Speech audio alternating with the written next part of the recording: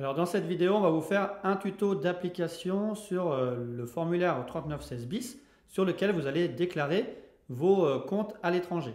Voilà, on passe sur le formulaire 3916 bis, donc ce qui est l'équivalent de la déclaration des comptes détenus à l'étranger, mais pour les comptes d'actifs numériques. Donc on doit bien déclarer pour chaque résident fiscal en France tous les comptes d'actifs numériques ouverts, détenus, utilisés ou clos à l'étranger au titre de l'année imposable.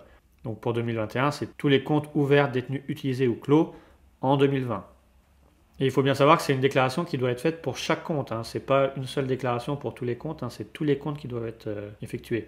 Bien sûr, c'est une obligation qui est soumise au titre du foyer fiscal. Donc c'est chaque déteneur d'un compte au titre de votre foyer fiscal qui va devoir remplir ces déclarations. Vous avez, comme pour la déclaration 2086, vous aurez sur impôts.gouv dans votre espace particulier, au début de votre déclaration, une possibilité de cocher le formulaire 3916 bis qui vous permettra automatiquement de remplir les éléments pour les comptes d'actifs numériques ouverts, détenus, utilisés ou clos à l'étranger.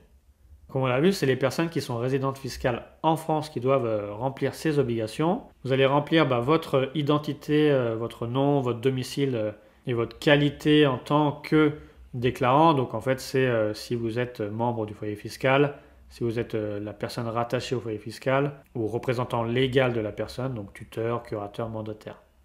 Ensuite, en case 2, vous allez aussi remplir par rapport à votre propre situation. Vous allez par principe remplir le point 2.1 en remettant votre nom, prénom, date et lieu de naissance et domicile.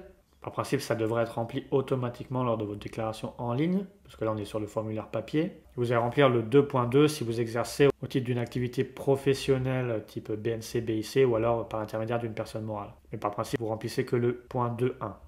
Également, si vous ou l'un de vos membres de foyer fiscal est bénéficiaire d'une procuration sur un compte d'actifs numériques, vous aurez également des informations à inscrire. Mais les éléments les plus importants, c'est dans le cadre 4. Donc vous allez mettre votre intitulé du compte. Vous allez aussi mettre l'établissement, la plateforme ou le gestionnaire de votre compte, sa qualification juridique. S'il y a des compléments spécifiques de désignation, vous allez mettre votre numéro de compte. Vous allez mettre à quelle adresse est détenu ce compte, dans quel pays, dans quelle ville. Également, quel est votre numéro de compte. Vous allez également donner les caractéristiques de ce compte, votre date d'ouverture du compte, ensuite la date de clôture le cas échéant, et également mettre votre adresse que vous avez communiquée à l'établissement ou l'organisme gestionnaire de votre compte si c'est une autre adresse que celle que vous avez indiquée plus haut dans le formulaire. Ensuite, vous allez signer votre déclaration et voilà.